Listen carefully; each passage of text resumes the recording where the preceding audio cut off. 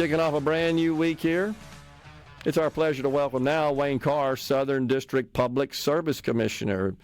Mr. Commissioner, good to see you, sir. Thanks for coming in. Thank you for having me. Yeah, so little background. You were elected in the last election cycle to the post you currently serve in. Yes, sir. Right? Yes, sir. How's it been going? Been going great. Been, drinking from a fire hydrant, as they say. So it's a lot of challenging times going on in our state and throughout the country. Sure. Power is a big issue. Water is a big issue. And gas is a big issue. So, and all of those components is right in line with what's going on in our state. Well, I'm sure you probably hear this a lot, but what most people are looking for is some relief with respect to their costs, their household expenses related to their natural gas bills, their electricity bills, their water, where you guys have purview. What kind of update can you give us there? Yes, sir. As far as the gas, we have a lot of new pipelines coming into our state, getting ready for this new growth. As far as power generation, about 76% of our power generation is natural gas, and we got about 16% nuclear. So it's something that everybody's aware of in the industries, and they're kind of getting ahead of the curve on this. There's 3 new power generation coming on in our state, which is around 2,100 megawatts, and so we need gas. And our folks that are looking out for that they're getting ahead of that curve. We have some expansion on some gas storage in the central part of the state, which are supposed to double the capacity. And there's also some discussion about some new capacity places going on in the Southern District. So we're moving at warp speed, but it just seems like it's not fast enough. Yeah. Well, and the president, of course, and our governor are highly focused on this need. The president talked again this morning about the need for this country to stay ahead of our most ardent foe in China in the artificial intelligence race and quantum computing race, and he acknowledges we got to have electricity, got to have power. Yes, sir. Yes, sir. And they're projecting, I think it's 1,300 more gigawatts in the next by 2030. 1,300 gigawatts. Gigawatts, which is 1.3 terawatts. So it's a lot of power. Yeah. And so what's the current U.S. capacity? It's about half that or so, as I recall. Yeah, we got a long way to go real quick.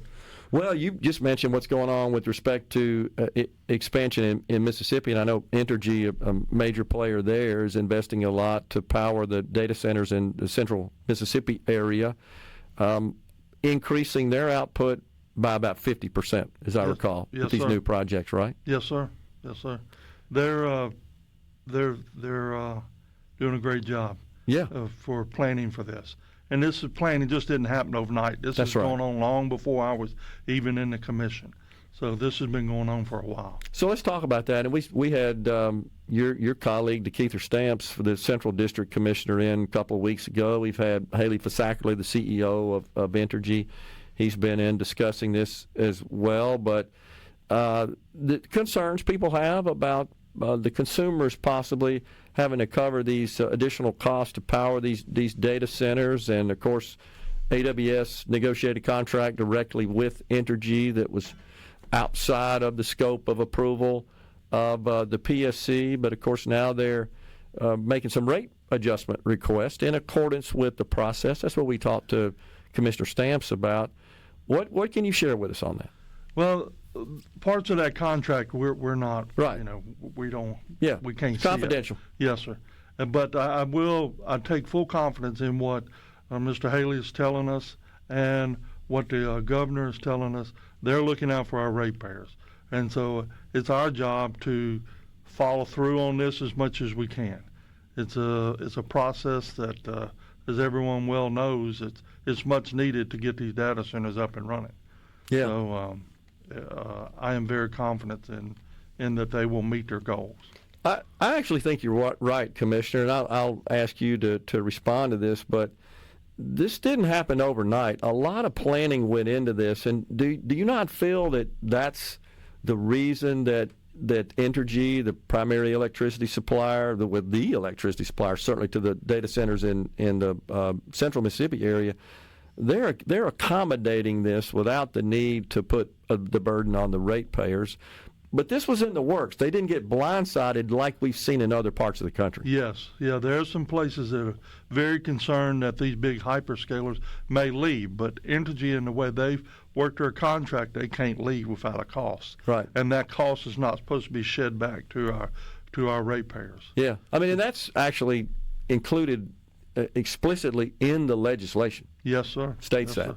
Yes, and in Mississippi Power with their data center in the Meridian area. Yeah. Same thing. I mean, they kept me abreast of what was going on and the other commissioners, and we're very confident that our people are protected. Yeah, and that's the way Haley explains it, is that we got this one or two really big customers coming in, and it's essentially they're absorbing the cost of what's needed to modernize our grid, to ensure that it's reliable, and to increase capacity, that because they have these giant concentrated customers, that we're actually going to benefit from this. And the way he explains it is that if you look at kind of a trend line trajectory of where electricity costs would go without these investments, correct, and where they are going is actually keeping that rate of increase lower.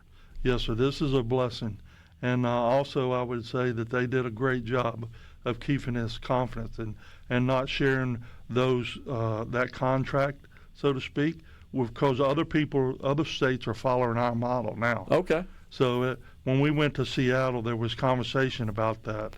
I could hear it in a distance of what Mississippi is doing. Okay. So we are on the radar. Good. And everybody's watching what we're doing. Well, I still think it's because as you know, they were involved early on when it was just in the conceptual discussion stages back in 2019. Entergy was at the table. Yes, sir. And in fact, the decision was made once Entergy was able to convince with empirical data the investor, in this case Amazon, we can make this happen. Yes, sir. And also we can do it in a way that won't affect the ratepayers. But I would just ask you this as a commissioner, just to kind of put aside any fears that people have. Can you assure the people that they will not, as just normal consumer ratepayers, that they will not be responsible for these costs being? Yes, I can assure you what I've been told. Okay. And so, like I said, we don't have any kind of understanding what's in that contract. Sure. But what I'm being told, the ratepayers will not share any of this burden. Okay. And as you said, our grid system is a machine that's constantly being worked on by our men and women out there, and those linemen and those folks that are behind the scene. They're constantly doing upgrades. Okay. We have to maintain what we have, plus do Yes. our new stuff. Yeah. But one of the things that I'm concerned about is reconducting, building our lines up now while the demand is low, till we can reconduct, we can move things around through the switching that they have, to where we can prepare for those load pockets that are coming.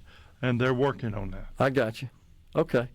Well, that's good to know. What else you got to report from the PSC to us? Well, we talk about one of the things is security. Yeah. And that's up on our mind as much as we can talk about with the utility companies. But they're getting hit anywhere from 1 to 3 million times in a 24-hour period. It's incredible. So it's whether it's a small fish or a big fish that's trying to get in. I have full confidence in what they're telling me. They're on top of it. And I have been to all of 4 power plants now, and security is one of their number one priorities. Yeah, should and be. Safety is very. We have some bad actors that's trying to get into our grid system. Sure. Whether Constantly. it be gas or water or electricity, it doesn't matter. They're trying to get in all times. Are there some formal requirements, Commissioner, on the part of the utility companies to report to the Commission of their status, their actions, the protections they have in place, without revealing the technical details? Not in a formal way, in an informal way. Okay. So, like I said, I talk to them constantly about that. Okay. And making sure that number one is safety and reliability, and Sure. that's what we focus on. Sure. Because if power's down, no one benefits from it. Yeah. Rates for natural gas actually up year over year right Yes, now. sir. Last I checked that. Yeah. Do you have any outlook into the future of that? Not really. It's volatile. It's volatile. It's liquid, nitrogen gas being shipped abroad is having some influence on it.